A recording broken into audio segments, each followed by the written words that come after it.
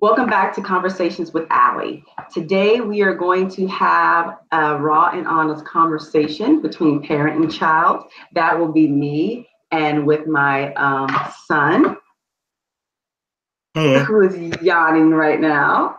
Sorry. Sorry. It's all right. It's all right. He's gotten very comfortable, y'all. Very comfortable. But for some of you all that do not know what I do, I have raw and open, honest dialogue or conversation about race. Up under that umbrella, I have workshops that I hold in regards to educational racism, and it focuses on children in the educational system and the racism that they face from not only educators and administrators and counselors, but also from their peers. And I created that space for not only adults, parents, counselors, community leaders, administrators, or anyone who is interested in trying to understand racism on the academic platform. But also I created that platform for children so that their voices could be heard and so that they could talk about the things that they face. One of the reasons why I created that platform is because what I noticed not only as an educator, but also as a parent is the factor of trust.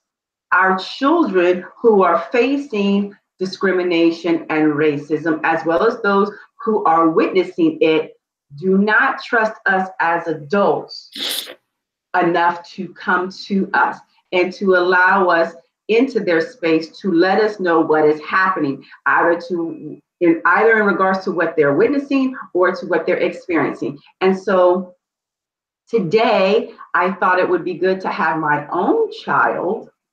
I mean, he's a big, he doesn't like that. He's a grown man. But for me, he's my child. To have my own child in order to have this dialogue with him in regards to why there is no trust between parents and their children in regards to racism in the educational system and how they face it. And so I'm going to go ahead and let my child introduce himself while he's still yawning. I'm sorry. I just came from the gym. My name's Devin. I've been on here a few other times, but I am Allie's son. So, and I guess for me, when I think about it, it's really, I have a lot more subtle instances of racism. And I guess like the bigger thing for me was, I feel like a lot of kids do know what racism actually is. I, on the other hand, didn't.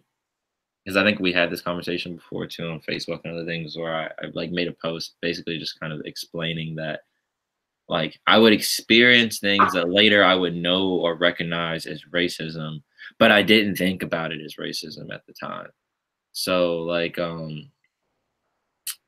this wasn't even school related, but I'm pretty sure like when I was young, because I have pretty good memory. So like when I was young, I remember walking with Jalen, and I remember this music playing on the boombox or whatever. And you know me, I like to sing and stuff all the time. So I start singing out loud with the lyrics so they can hear me and stuff like that. And they basically stopped the music and just stare at us. And I remember Jalen being, you know, like, what are y'all looking at? You know, like, and I wasn't really thinking about it, but like at the time, that was obviously a racist experience. It just didn't resonate with me. And I don't even know if me or Jalen even shared that with anybody, because like, I don't know. I think sometimes it comes down to less of we don't trust you and more of we think we can handle it. Which is common. Was this in West Virginia? Yeah. But this is when I was like really young, before we left from Maryland. So like, I don't know. I just think I think in a lot of areas it is trust. You know, a lot of kids they just don't feel like they can go to people. And especially, I don't know about in the world. In the US, I know that we have especially enforced this culture I'm not even just, like a lot of people, I think they chalk it up to like toxic masculinity and other things like that. But I think in general, it's not even like masculinity as much as like I want to say like it kind of is. It stems from the white culture, like just you, like the way, and I don't even want to say. I want to say white culture in the U.S. specifically too, because when you go to Italy, you go to Spain, you go to Latin America, you go to other places, like it's not uncommon. Even when you go to Russia and other places, it's not uncommon to like briefly get into somebody's bubble. Just say hello or hi or whatever. But I feel like here, if you're too open, it's instant. Like, people don't like, why are you shaking my hand? Why are you, even handshakes, sometimes people can get really, just distance, or like they just don't want to be touched, and that's fine and things like that. But I think when that is the norm, it almost, in a sense, all it pushes you towards, like you got to be able to do things. Like you should be able to do things on your own, but like you should be able to handle everything on your own. Like if you don't need to go to your parent, why go to your parent, regardless of the issue, if that makes sense. So, like you would think that would probably just apply to, like I can't fix a math problem, or I can't, do something simple. But then sometimes, it gets to the, you get something like that, like racism. You don't even know what it is. You don't, if it doesn't feel right, but you don't see it as an issue to the point of like, I definitely need an adult to come and handle this, And I feel like until it gets to that point, you won't. And what makes it worse is that, unfortunately, also when it gets to that point, you're most likely going to be dealt or put in a position with somebody who has greater power than you, and then can instill in you a fear to not tell others, So I think that stems more, and I think that's less racism and stems more into women, sexual assault and stuff like that. Somebody like, especially when it's somebody close to you, relatives and things like that. So then it's like, if you can't trust them, or somebody who close to you violates that trust, and who can you go to? So let me ask you this.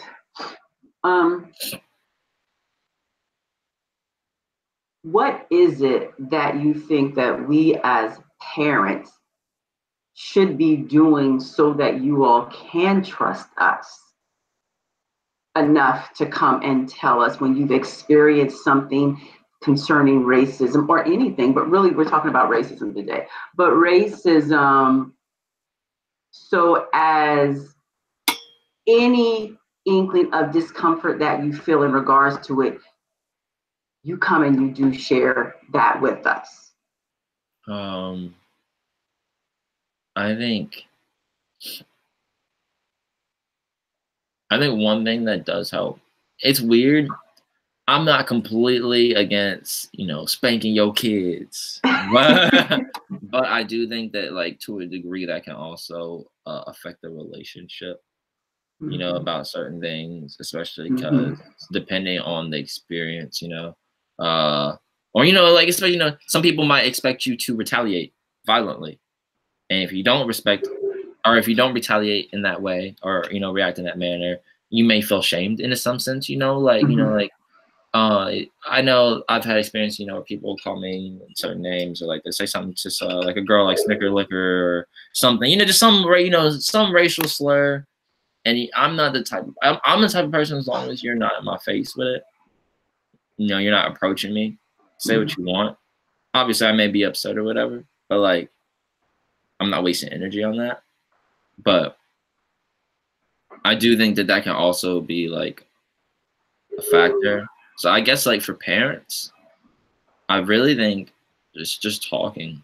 There really is nothing else that you can do. It's just talking and letting your kids know that, like, no matter what, you can talk and it won't turn into, which I think is another thing that I think is, I've learned that this is common, and I don't know why. And this is not just like parent-child. This is just relationships in general. Yelling. I remember reading a comment on Facebook where the guy was like, "I've been with my wife for 15 years and we've never even yelled or raised our voice at each other." And I was like, what's funny, that really should be the norm. but it's not. And I feel like what a lot of people think is normal is, like, you know, every now and then you get into like these real loud yelling arguments.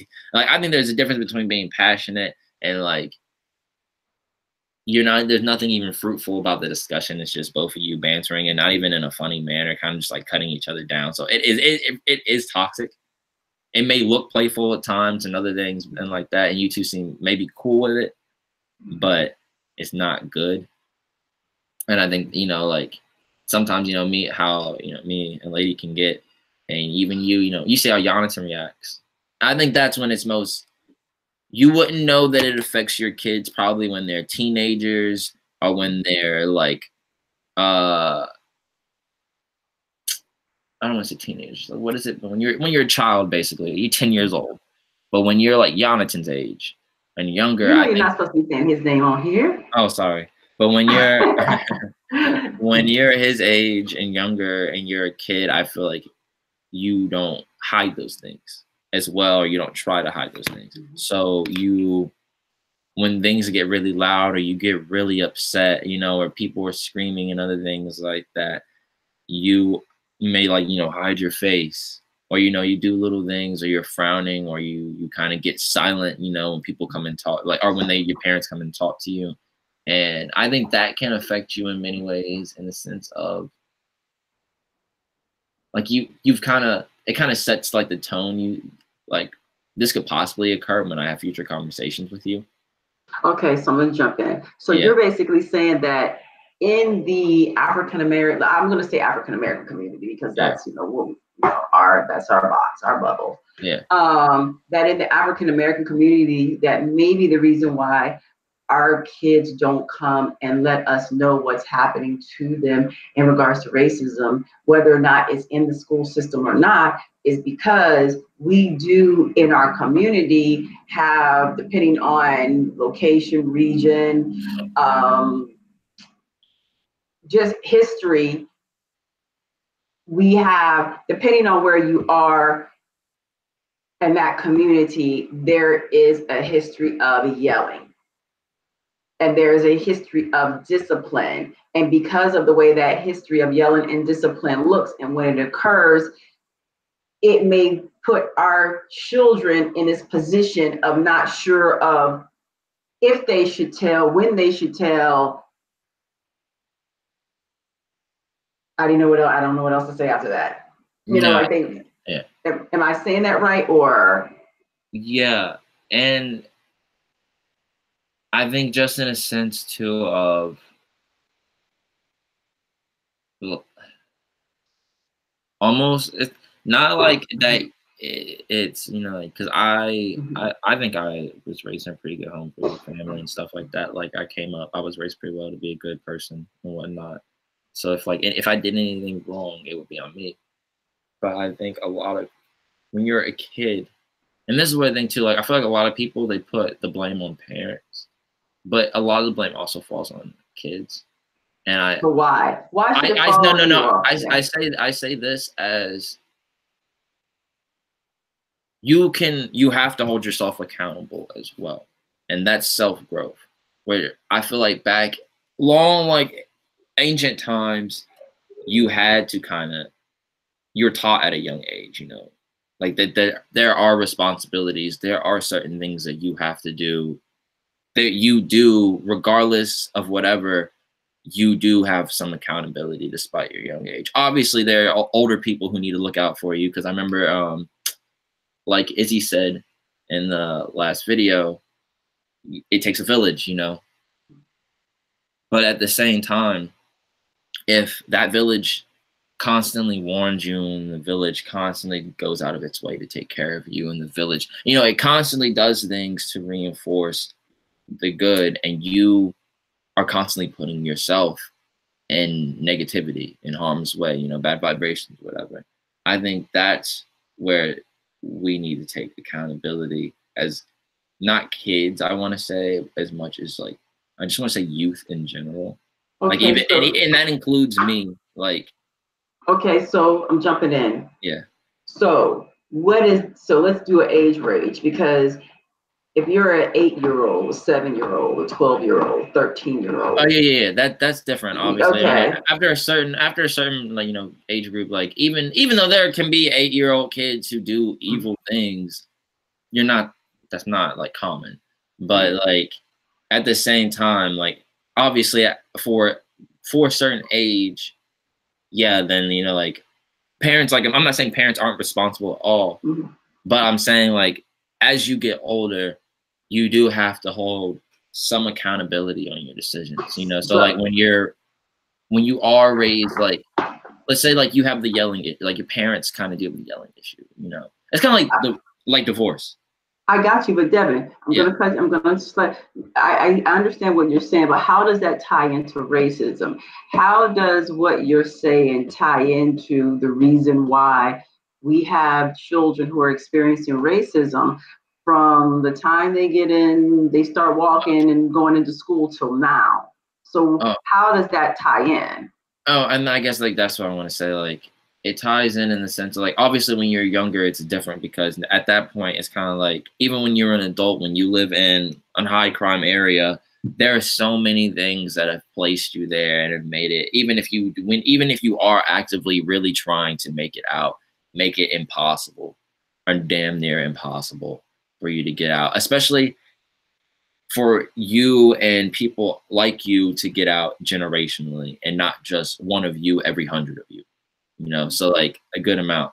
And that's as a kid and racism and stuff like that, that's a lot different. I think all that can affect you in the sense of you're already like, if you're black, you know, you're already more likely to have parents in jail. You're already more likely to if you're a woman or a girl, you're more likely to face sexual assault by your family and other people and stuff like that. And I think on that end, that is where not just our community, but since we're speaking about our community fails in a lot of ways because those kids then do have trust issues, you know.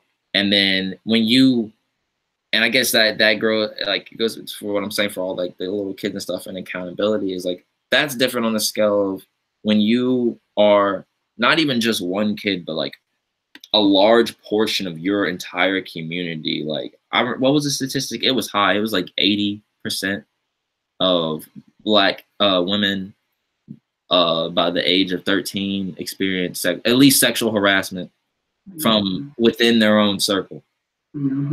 And that already is like, that's where I think parents need to be held more accountability, and that can go to the community. And that also goes into bigger things within society. But since we're just talking about the community, that's where it goes in. But I think also as the youth, we have this, especially when you get to like middle school, high school, you don't want to listen to your elders. You don't want to listen to anybody older. And it was kind of a thing when I was young. And I mean, it was a thing when I was young, but I feel like it's gotten like progressively more, the divide has gotten progressively wider, you know, where now it's, you know, like boomers and I don't even know what your generation's called.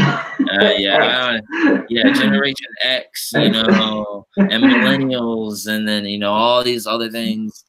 And I think when you get to like that certain age, that's when it really does come down. And I think it needs to be instilled more into us that, you know, when you're a kid, I think you're a lot more vocal about your issues and stuff like that. You may express it in different ways, but you're completely vocal and you're easy to read. When you get to a teenager and stuff like that, I think that's when we start to shut down. And we may act out, but we'll never say anything. And that leads us to therapy, which I think is the biggest thing in our community, one of the biggest things in our community that I think a lot more black, if you had that as youth or somebody like that, and I think that's the biggest thing, where if you can't talk to your parents, you need to be able to talk to somebody, and it can't be just a friend. It needs to be somebody. Honestly, it doesn't need to be somebody older, because you need somebody who's competent with experience and who's able to guide you, you know, like in the community, unless like maybe for some reason you've earned that sacred right or title or anything like that, you need an elder, somebody who can guide you through what you're feeling, and they can do it why, you know, they can guide you, but they don't judge you. And I think Okay. that's where a lot of kids also fall off, where judgment. Like, Okay. So I'm listening to you, sorry, and I'm like going everywhere. no, and it's okay. Let's look. That's what I do. It's all right. That's genetic.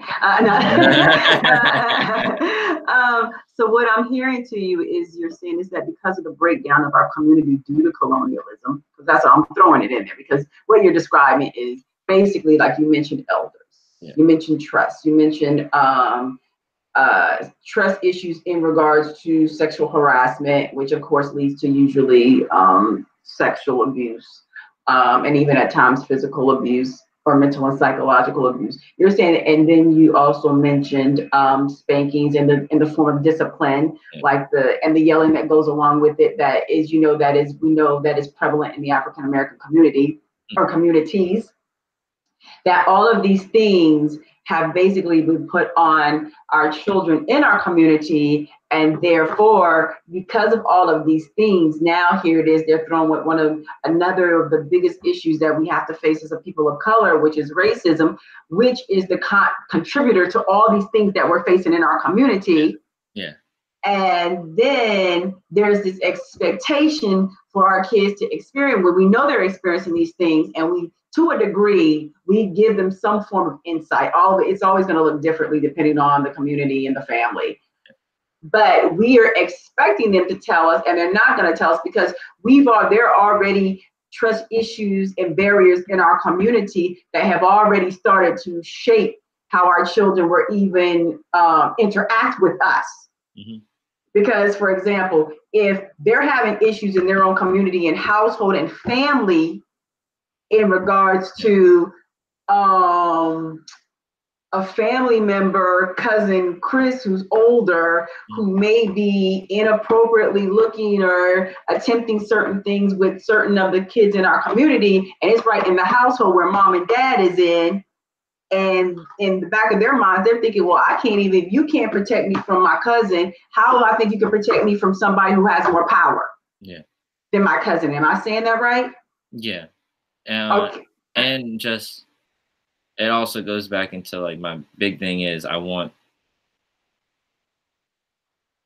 think it also goes back, not to like it is what it is more as, I remember Denzel in movie, I think it was The Equalizer, and one of his quotes was interesting, was basically, I know racism and white people and all that, but I don't want to hear about what the white man won't give you, you know? And that's why I guess, like, because the conversation and the way that we're having it is just me and you, I know white people have a lot to account for.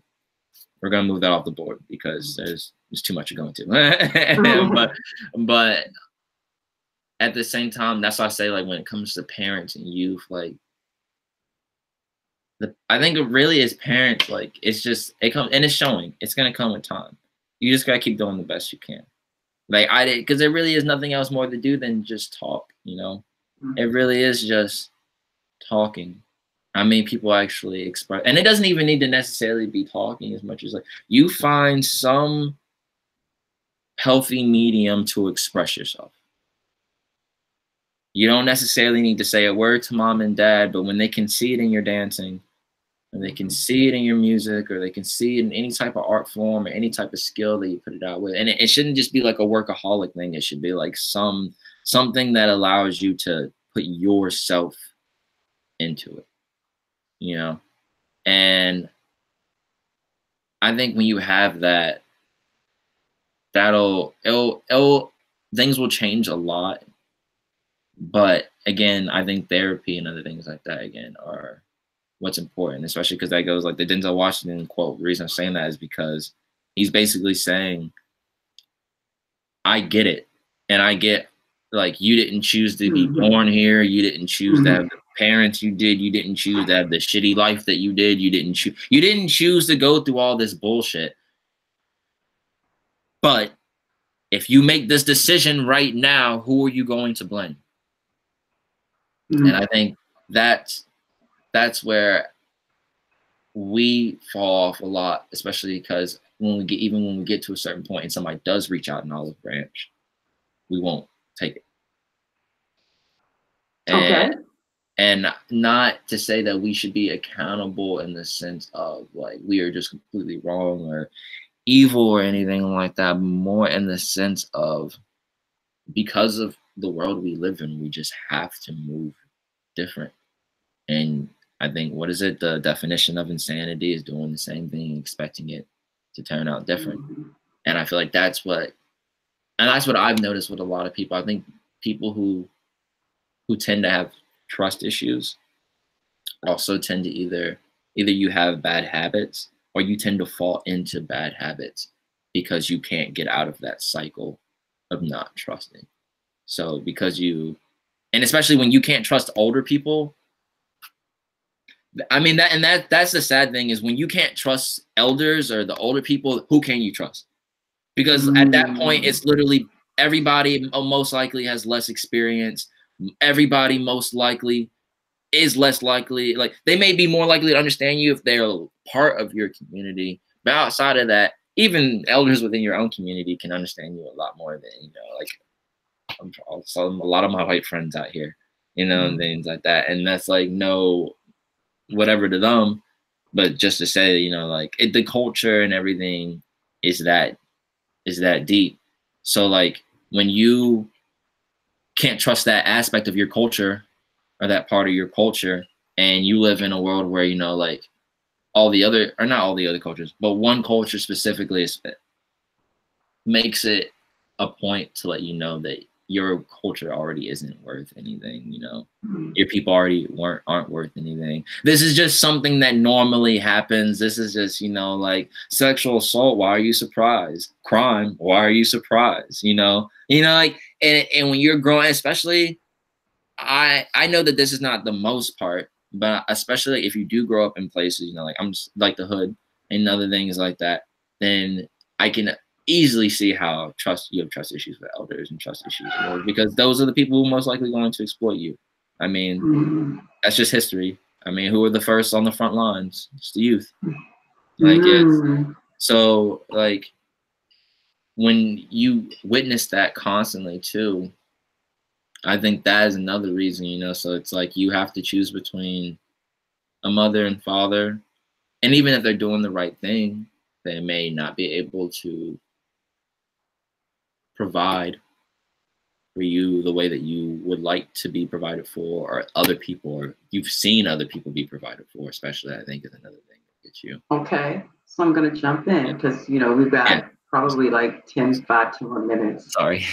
No, it's okay. It's okay. Because this is part one. This is only part one. I'll try to get better with making my thoughts more structured. You're fine. It's just you and I. You know what I mean? It's just you and I. So it's okay.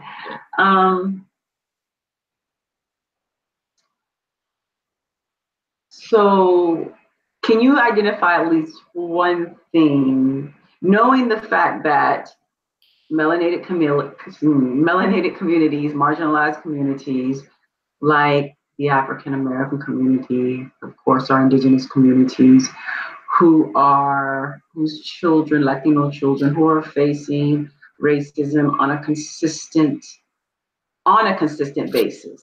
Mm-hmm. And of course, the reasons why we do not come to the elders or our parents in our community is, of course, because of different issues because all of our communities, there are certain struggles that we all face alike, that we face that are similar, but on the same token, they are different too, for different reasons.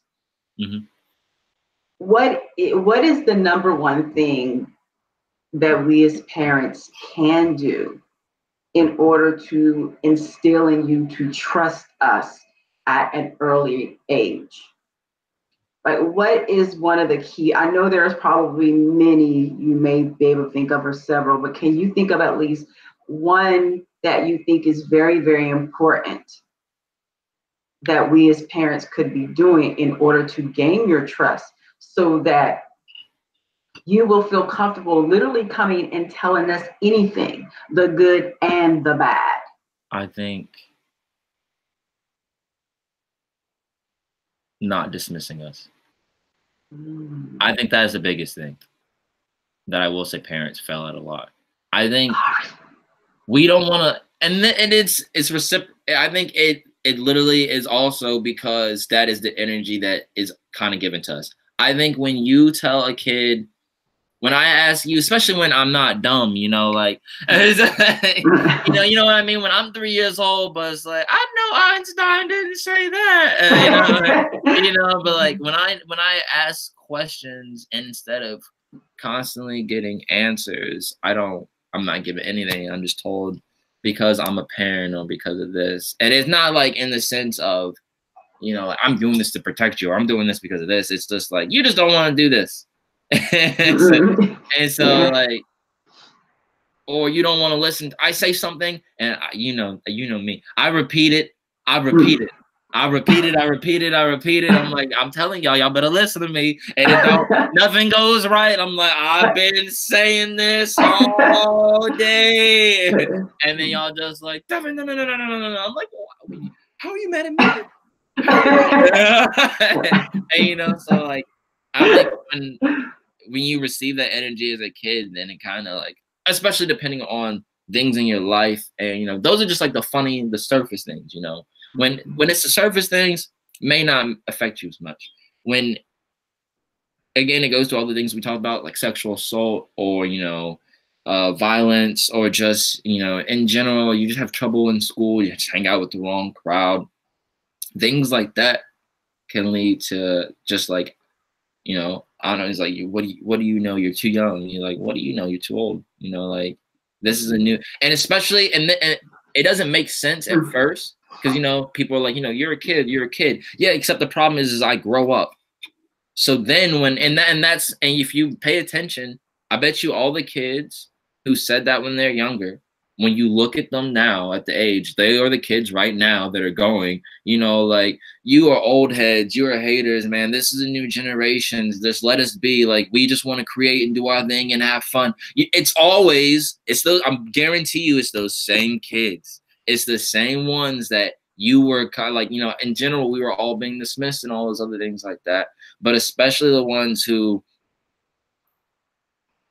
if you didn't have much, especially. So you had to go out of your way to get your own things, like you had to grind, prove yourself. You roll with people who do the same thing pretty much. Of course, when you get to a certain age, like, what do I need to learn from you? Look at especially, it's kind of like the civil rights movement, nonviolence versus violence. I mean, you've been here forever doing the same thing, and what's it got us? As far as I'm concerned, I might as well pick up a rifle and police the police. And it's just it's that simple. Like, I don't think people realize how that little bit of energy can transform. It's kind of like the butterfly effect. Maybe there was a trauma, but the trauma would not have been as bad if it had not been for these little instances. Where on top of this, on the average kid, not a problem. With this type of kid, because of the certain things that they've been through, now it's just a little different. It's gotten like, because now you've dismissed them for so long, they feel like they're always being dismissed. Nobody wants to hear their opinion, especially the people who you seem to be in control of everything, and I just seem to kind of have to deal with it. I take what you give me. The money, like minimum wage, I guess that's just minimum wage. I want to make a better thing, I got to go to college. What's crazy, my people don't even own the college. I got to go and answer to another, another people, and then these other people just happen to be the same people who brought my people. Like, it just gets, as you go, like, there's so many things. And then this is happening at the same time that you're trying to figure yourself out. Like, you're trying to know who you are and grow up to be a man or woman, whatever you want to be. And it's a lot. And I don't think people think of that. It's easy to think when, you know, like you're my age, you know, you can fully process thoughts and things like that. But when you're a kid in the world and everything's just hitting you, especially, and then you deal with adult moments, you know, like you deal with racism, like adult racism, you know, like like with the, I wasn't there, but at Leonardtown when the kids threw nooses at the football kids, that's that's a moment in your childhood that will especially, you know, especially if, what are your parents supposed to do about that, you know? And a lot of people, you know, like, because what are you going to pull them out of school, you know? Like you can go and probably, you know, protest or do something, vote, but it's Leonardtown, really rich white area, so, you know, unless you can get a bunch of white people on board, you're probably not controlling or influencing heavily anything. Not to say that you shouldn't go out and do that anyways, but just saying, you know. So as that kid, and I'm not saying it's going to cause them to have trust issues, but, you know, I tell you about this, you hear about this, the newspaper tries to cover it up, the school doesn't really talk about it, and I just have to go back to school like everything's normal. And especially instances like that where I don't even have to tell you because it's known, and I did tell you, you know, it's so publicly known, I don't even have to go out of my way to try and tell you. So, and it's moments like that where it's like, it has nothing to do with trust. What can you do? So in the future, when instances like that happen, I can tell you if I just want to vent, you know, and hope that maybe you can do something about it. Hope that maybe I could have done something about it. But, you know, it's just like that, you know, like it can go so many different ways, and there's so many different issues, and you're trying to deal with things. You're in the middle of school, you know, and I think a lot of kids too, you just don't want to be a burden, especially if you already feel like one. And it's like, I mean, like, if I told you, what were you going to do? The kid. And it's sad because, like, I think that a lot can be done. And I think moments like that too, especially like where that's not on you as a parent. It's on you as a parent to keep your kid's head raised and to let them know that they are like royalty and stuff and whatnot like that. But that's on the school. The school needs to step out. Somebody needs to step up and address that and address it head on. You know, get angry if you want. Fuck it. I mean, like, you're literally, if you're the principal of the school and kids are throwing nooses in your school, I would be cursing. There is like, what is this? You know, like, what, like, not in my school. No, you know, like, yeah. And parents can say what they want, but until you have a child of color who has something that's historically been used to basically keep you in fear and kill you, you know, like, I don't want to hear it, especially from the parents of the kids who did it, you know? So it's like, and then again, that goes back more into the trust in us being kids. If you can't handle it and the school won't handle it, who do I go to?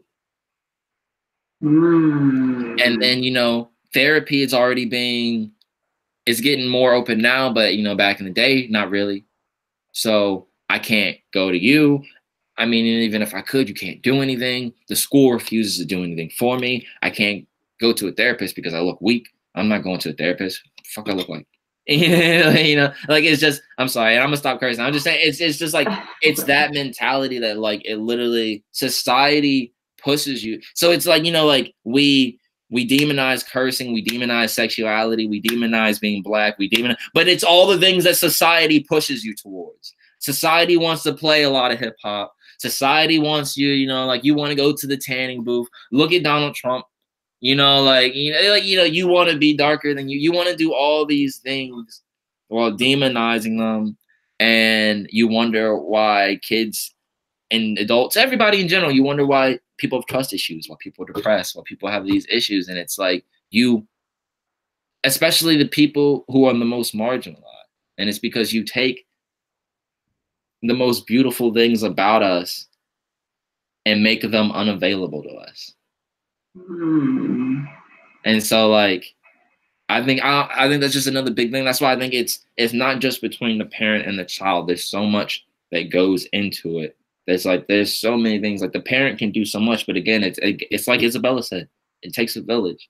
You're not the only person who's going to be around your kid, and that's also the scary thing, because can you trust your village?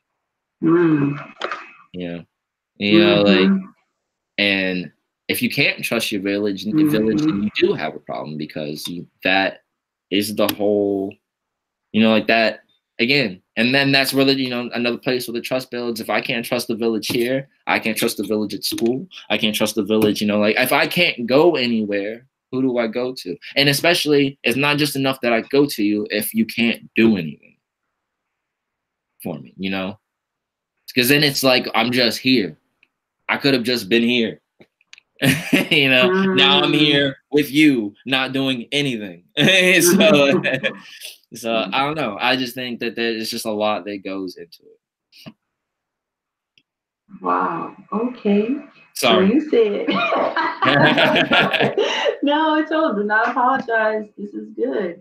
So you said number one thing that we do, and I will say this, I totally agree with you. It's the culture. It's the African American culture. We can say what we want to, but the reality of it is we are very dismissive of our children. We are do as I say, not as I do.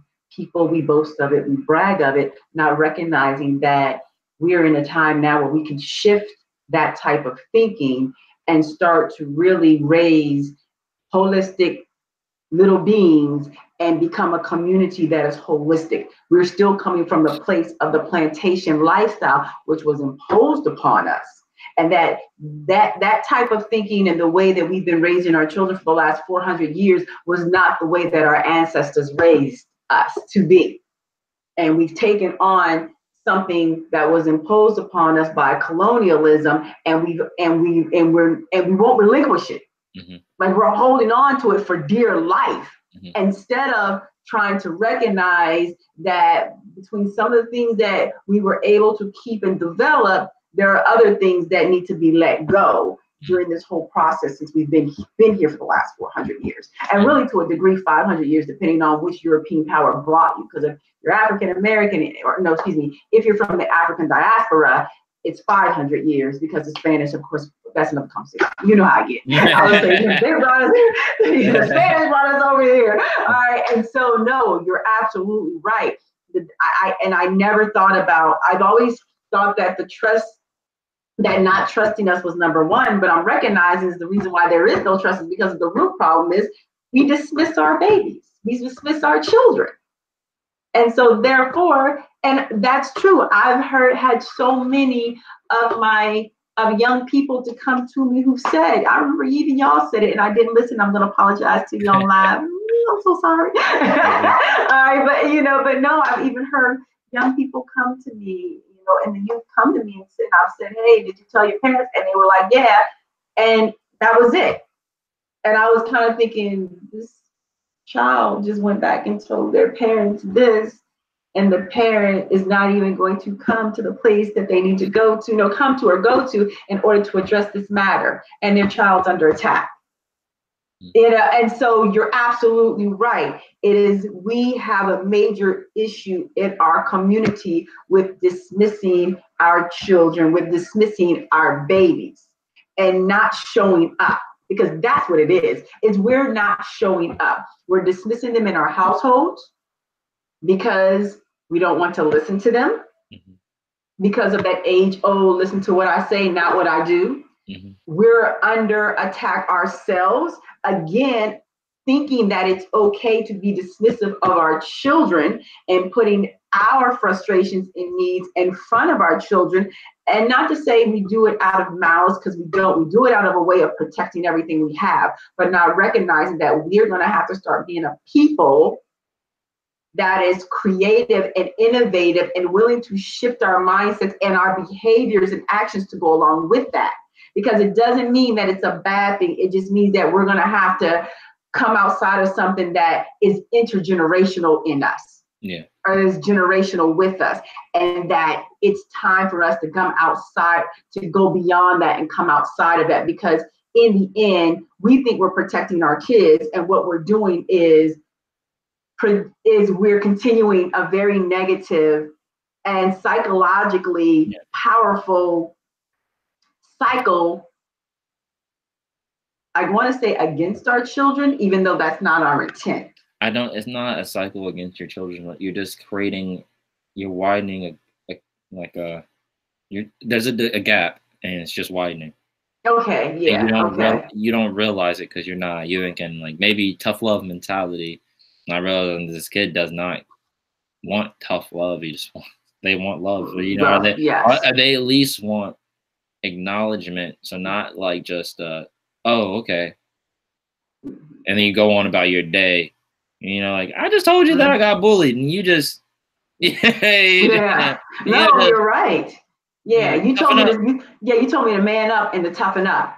Sticks and stones don't break my bones type of mentality, and yeah, in conversations. But Johnny has a stick.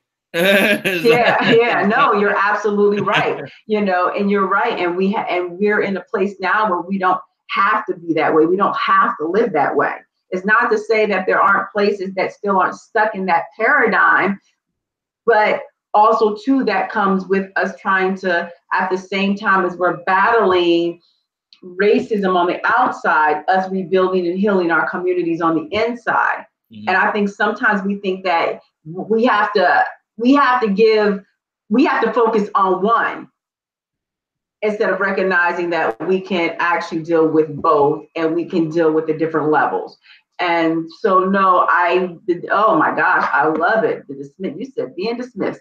Ooh, you trying to hurt your mom. No, I mean, I was just there's a surface level, but you remember how like I used to get really annoying in the car. Like, I'm telling you, 15 minutes later, I'm telling you, I'm just trying to save us from the apocalypse, and you keep driving for it.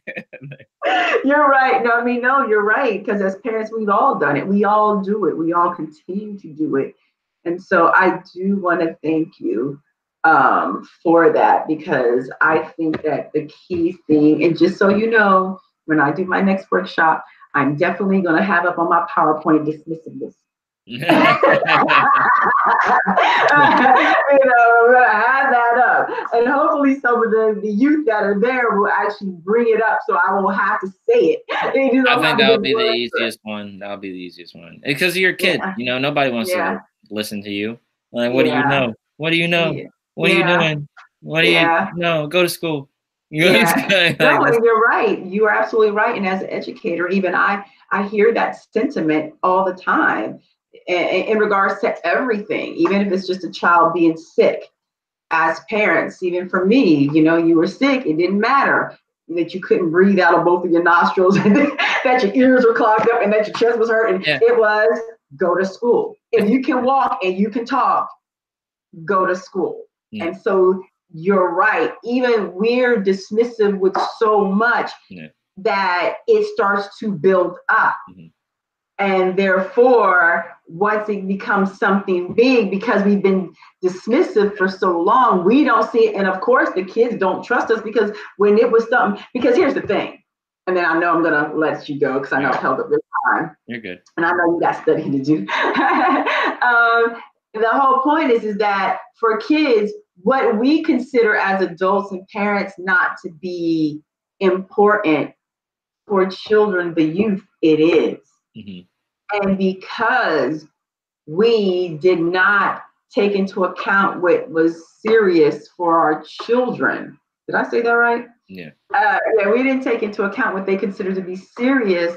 Then when it came time for something that we would have wanted to know so that we could address it, our kids didn't feel like, again, that they could trust us, because we were dismissive of who they were as individuals and that's to their plight. I don't think the correct word is trust, as much as I don't see the point sometimes.